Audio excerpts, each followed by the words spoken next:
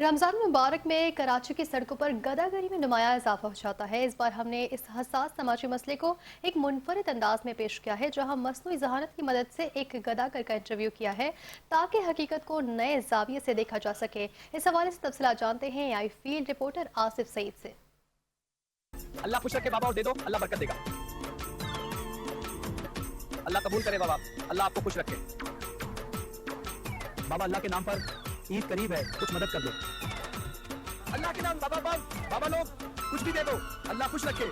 भाई जरा बात सुने, बस 2 मिनट अवाम को हकीकत बतानी है। भाई वक्त नहीं है, रोजादार हैं लोग, भीख मांगने दो फिर बात करना। बस एक सवाल, आप कहाँ से आए हैं और रमजान में ही क्यों निकलते हैं? अच्छा ठीक है, जल्दी पूछो मगर मेरे काम में देर ना कराना। अस्सलाम वालेकुम नाज़रीन, रमजान शुरू होते ही कराची में एक अजीब सा मेला लग जाता है। हर सिग्नल, हर मस्जिद, हर मार्केट के बाहर एक ही चेहरे बढ़ जाते हैं। सवाल ये है, ये सब मजबूर हैं या रमजान का सीजन चल रहा है? आज हम उनसे सीधी बात करते हैं, गोल मोल नहीं। रमजान शुरू होते ही आप लोग ऐसे जाहिर होते हैं जैसे गली में बारिश के बाद मेंढक की इबादत है या कमाई का मौसम। इबादत भी है और मौसम भी।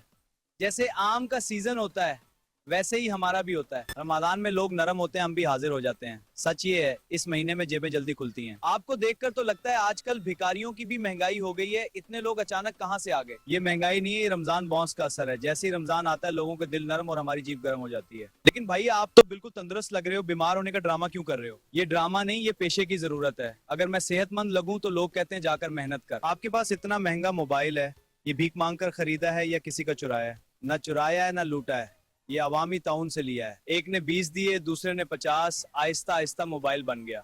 और सच ही है, आजकल लोग कहते हैं नकद नहीं है नंबर 2, तो मोबाइल रखना भी मजबूरी हो गई है।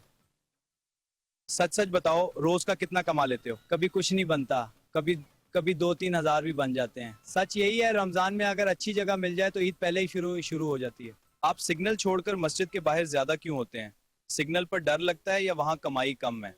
जनाब, सिग्नल पर लोग गुस्से में होते हैं, वहाँ इनका दिल नहीं पिघलता। मस्जिद के बाद लोगों के दिल नरम होते हैं और सोचते हैं ना दिया तो सवाब रह जाएगा। सच ये है, वहाँ मांगना आसान होता है। आपकी कमाई टैक्स फ्री है, हम तनख्वाह लेकर भी रो रहे हैं, क्या कहेंगे? टैक्स फ्री है मगर बेइज्जती फ्री नहीं। रोज सुनना पड़ता है, फिर भी पेट के लिए निकलना पड़ता है। अल्लाह का करम है, हम गरीब हैं।